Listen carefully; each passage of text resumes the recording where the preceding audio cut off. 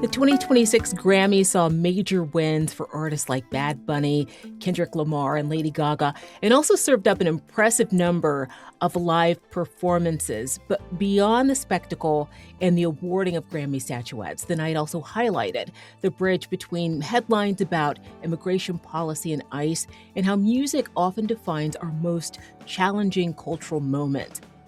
Hello and welcome to USA Today's The Excerpt. I'm Dana Taylor. Joining me now to discuss the biggest night in music is USA Today national music reporter Melissa Ruggieri. It's good to have you here, Melissa. Thank you so much. Before we talk about his acceptance speech, let's talk about Bad Bunny's historic night at the Grammys. This year really belonged to Bad Bunny, right? It really did. There was hope for Lady Gaga to maybe win one of the first of her three top awards, which she's never won before, in Record Album or Song of the Year. But I think everybody knew going into it that this was going to be a cultural year and that Bad Bunny, who absolutely deserved to win, was going to become the first artist in Grammy history to have an all Spanish album win Album of the Year. And the funny part is, the last time that might have happened was for his album 2 albums ago. So it was going to be Bad Bunny one way or the other, I think. It wasn't surprising that he addressed immigration rights from the stage. Bad Bunny made a passionate cultural statement that is, of course, part of a larger cultural moment. Tell me about his acceptance speech, Melissa. Well, the first speech, when he got up there, he was very passionate about talking about ICE and the community and, telling people, look, these aren't aliens, these aren't savages, we are human beings. And I thought that he struck a really unifying tone when he said, the only thing that comes out of hate is more hate, and that he's about love. And I think the people who, have raised the controversy about the Super Bowl halftime performance show that we'll see him in this coming Sunday, I think are going to see some more of that on Sunday too. I think that his whole thing right now is unity. And, when you listen to his music is fun. His music is stuff that, you want to dance to, even though he does have a lot of important messages in it too. And I think we're going to see that at the Super Bowl. But I think as far as the Grammys go, I've been doing this. This is my 31st Grammys, I believe. And I have never seen an artist respond to winning an award the way he did for Album of the Year, when he was so overcome with emotion that he just sat at the table for a good 30 seconds. And you could tell that, he was trying not to cry. Maybe he was saying a prayer. It looked like he just had his head bowed a little bit. And just to see what that meant to him, to be able to be the one to mark this huge cultural moment at the Grammys, I think that resonated with him. I think that hit him really quickly when that happened. As you said, he'll headline the Super Bowl halftime show this Sunday. Has he revealed anything about what we'll see? Will there be any special guests?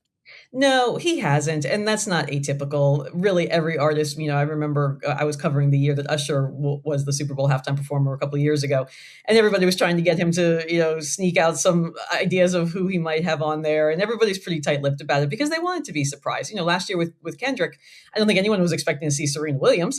SZA might have been a little more expected, but with Bad Bunny, there's a whole bunch of people that he could have. He could, Cardi B, people that he's worked with over the years, Daddy Yankee, his big mentor as far as music.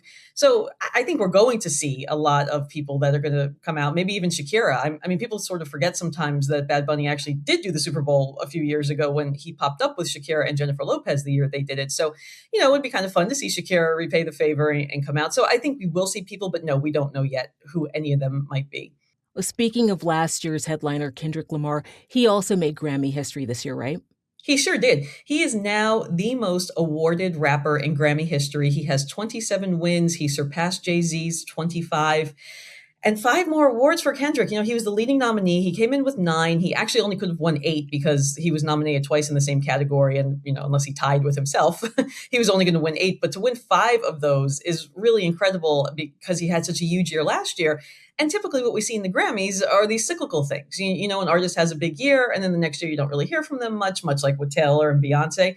And then, maybe 2 years later, 3 years later, they're going to come back. But for Kendrick to do this back to back, and SZA actually came backstage and talked to us and was asked about the longevity of Luther and how, the song had come out a pretty long time ago, and the fact that it's still, being awarded and recognized now. And that really just kind of speaks to the durability of the song and the fact that, so many people loved it, that it was still able to be in social and public consciousness all these, months later.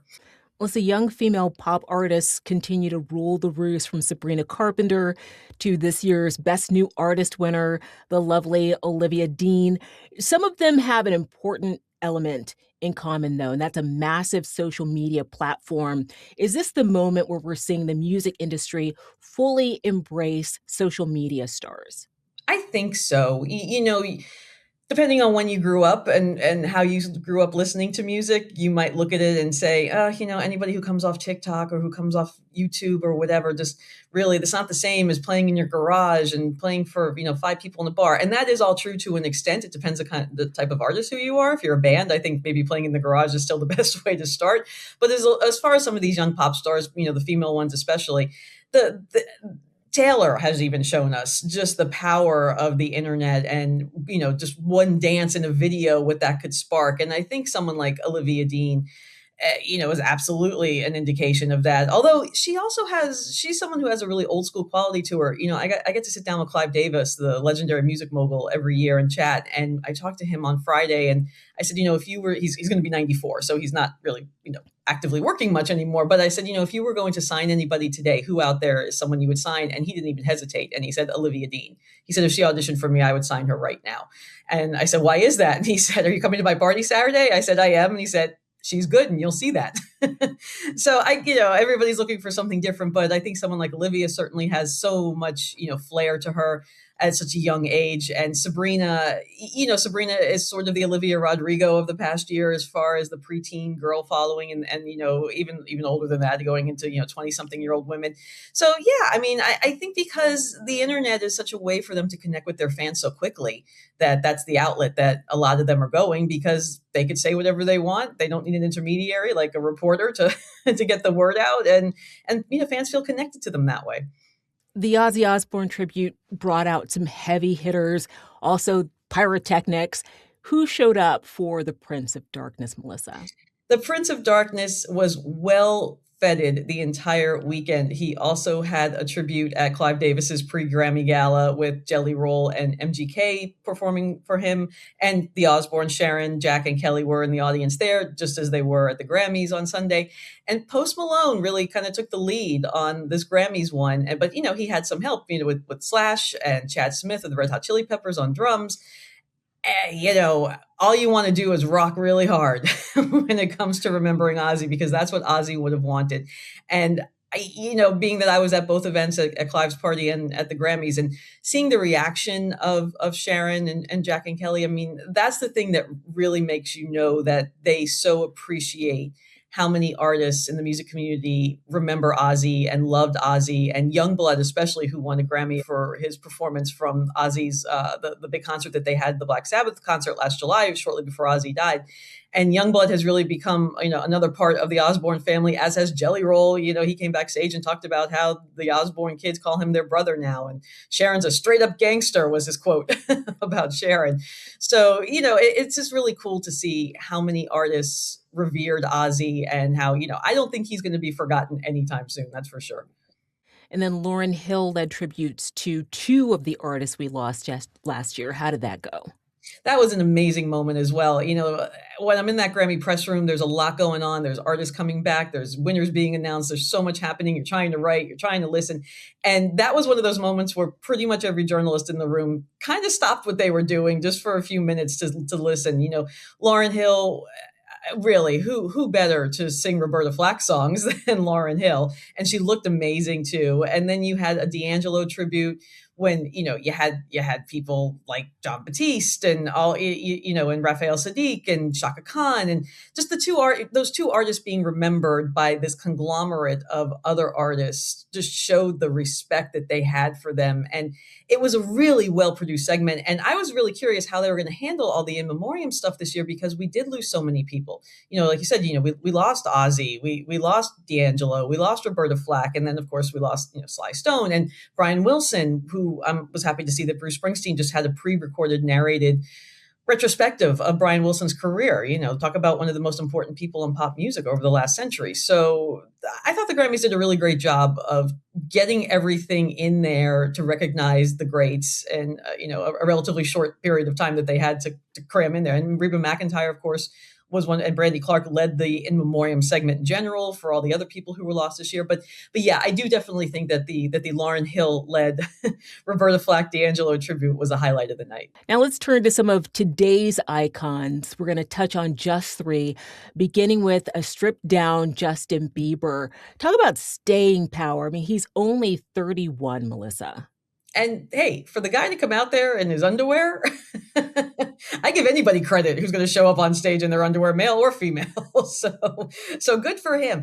But I thought he did a really cool thing with that performance. He almost did an Ed Sheeran like thing with the looping pedals that he had, and he wanted to bring people into what the recording process was like for him. That's how he records in his socks and underwear, and talk about vulnerable to stand there. But he really has had such a resurgent year, and it was great to see him out there because he has been very open about some of the issues he's gone through recently with physically and mentally, and to see his wife out in the audience so adoring. And I think he just got such a lovely reception as he should. And I think, at 31, it is hard to believe he's only 31, considering how long he's been doing this and how much he's been in the public consciousness.